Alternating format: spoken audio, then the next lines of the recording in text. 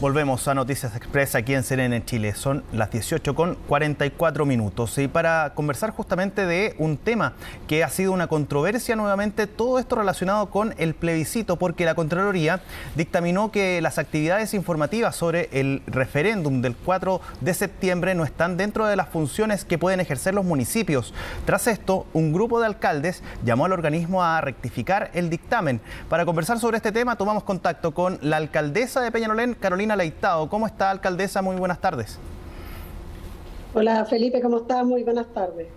Alcaldesa, bueno, en primer lugar, preguntarle con respecto a qué le parece finalmente este dictamen de la Contraloría que evita que, o al menos les pone un freno a los municipios, a los alcaldes, para que puedan realizar algún tipo de promoción, divulgación de la nueva Constitución, o al menos la propuesta de nueva Constitución que se emanó por parte de la Convención. A ver, yo creo que la Contraloría tiene toda la razón en poder querer resguardar de que con recursos municipales no se haga campaña de ninguna de las dos opciones. Y eso me parece bien y es correcto y es lo que hay que hacer, digamos, resguardar, porque son fondos públicos que los que administramos y por lo tanto así tiene que ser. Lo que no compartimos es que los municipios tenemos un rol, y que duda cabe, en el tema de la participación cívica de los ciudadanos.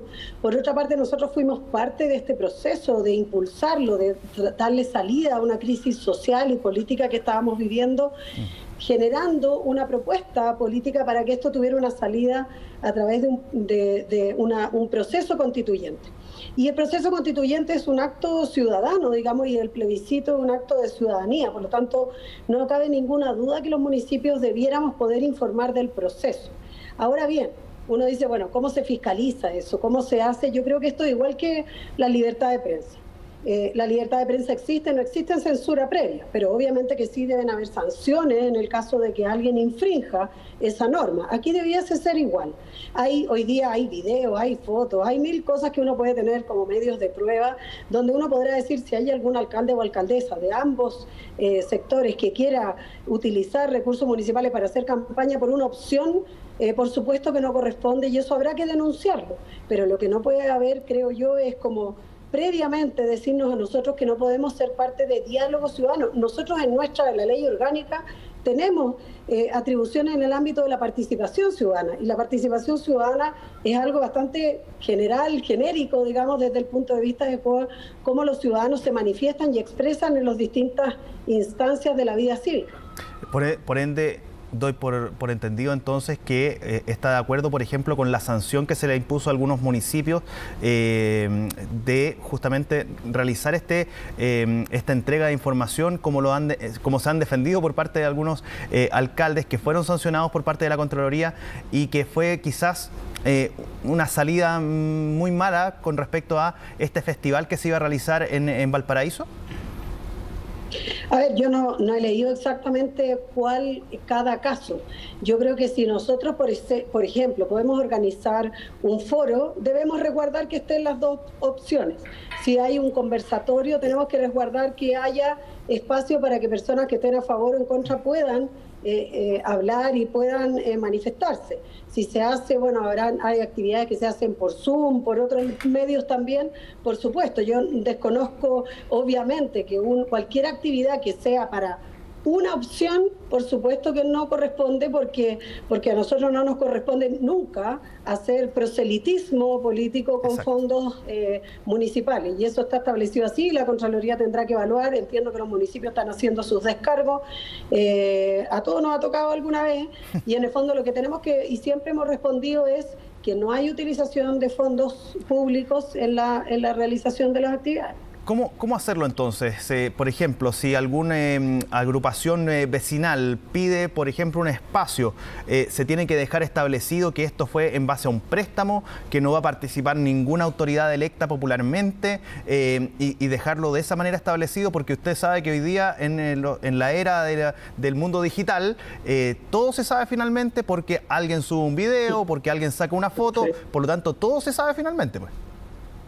Sí, bueno, y esa es la idea, la transparencia. El gobierno abierto tiene que ver con eso, finalmente, de que la ciudadanía es la principal fiscalizadora de nuestras acciones. y eso está bien, a mí me parece bien. Y la transparencia es la mejor de las herramientas. Ahora, yo creo que ahí está en el límite. Uno podrá hablar con la Contraloría respecto, por ejemplo, si a mí me vienen a pedir un lugar para hacer una actividad y es una agrupación ciudadana, no lo hace la municipalidad, pero el lugar es municipal, lo que yo entiendo que tengo que resguardar es que ese espacio yo se lo pueda prestar a cualquier organización o resguardar que haya...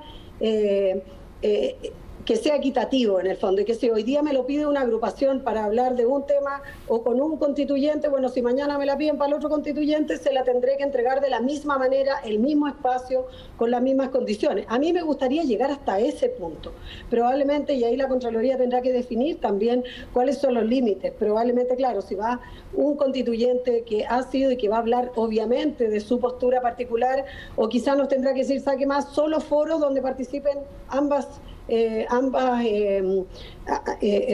propuestas, posturas, digamos, claro. Ambas posturas. Puede ser también, pero yo creo que lo que no puede haber es que no haya espacio de discusión, de diálogo. Yo creo que lo peor es cuando la ciudadanía no vota informada y justamente se generan fake news. La gente, es un proceso que es complejo además, por lo tanto hay que tener el espacio de diálogo, de conversación de este tema y de poder contar realmente en qué consiste, poder leer la Constitución en algunos párrafos o temas relevantes que se le interese a la ciudadanía, y yo creo que ese espacio no puede estar negado. Finalmente, en los municipios donde más espacio hay para el diálogo, para todo, tenemos colegios, tenemos centros culturales, tenemos múltiples espacios. ¿Cómo los vamos a negar para el diálogo ciudadano? Yo sé que me va a responder que no todos tienen acceso, pero en tiempos como los actuales, y voy a volver al concepto que le puse en la anterior pregunta, pero en tiempos como los actuales, donde existen muchas posibilidades de poder obtener información, ¿es necesario arriesgarse a tener una sanción por parte de la Contraloría, considerando que existe Twitter, que existe las páginas web, que existe la franja que después, en un poco tiempo más, debería comenzar a proyectarse en los canales de televisión para poder nuevamente informar de las opiniones de las 12 posturas con respecto al plebiscito? ¿Es necesario arriesgarse a una nueva sanción? Porque hay colegas suyos, hay pares suyos que van a insistir en esta materia.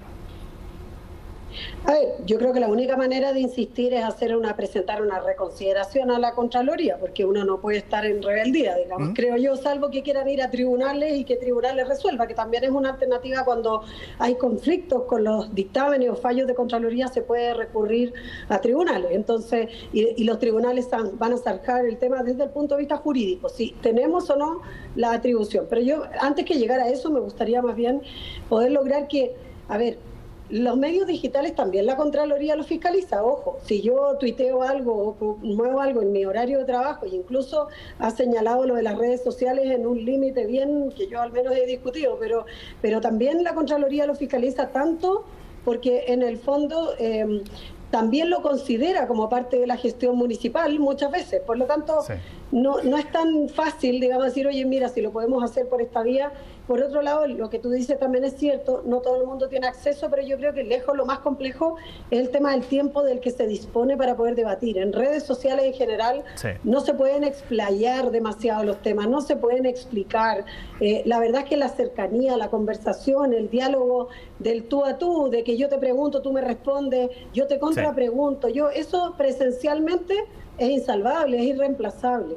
Y yo creo que por eso, y sobre todo nos pasa con los adultos mayores, a veces hay temas de audición, oye, el tema de la inclusión, el poder hacer un conversatorio en lengua de señas, el poder, o sea, hay un montón de cosas que puedan llegar personas que, como tú dices, no tienen acceso. Yo creo que hay que buscar todos los medios, la mayor cantidad de medios posibles para difundir, para revisar este texto y en el fondo votar, si vamos a votar en conciencia, que sea realmente con conocimiento y participación de la ciudadanía. Así es. Alcaldesa Carolina Leitao, me habría encantado seguir conversando de otros temas, porque además usted está recién electa como presidenta de la Asociación Chilena de Municipalidades, así que me habría encantado seguir conversando con usted, pero me tengo que ir rápidamente hasta otro punto de la región metropolitana porque hay información muy importante de características policiales y que tiene que ver justamente con la violencia intrafamiliar de una persona que hizo una denuncia. Alcaldesa, le agradezco el tiempo por haber conversado con CNN Chile.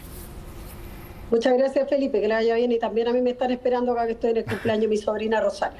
Ah, perfecto, pues feliz cumpleaños entonces. Chao.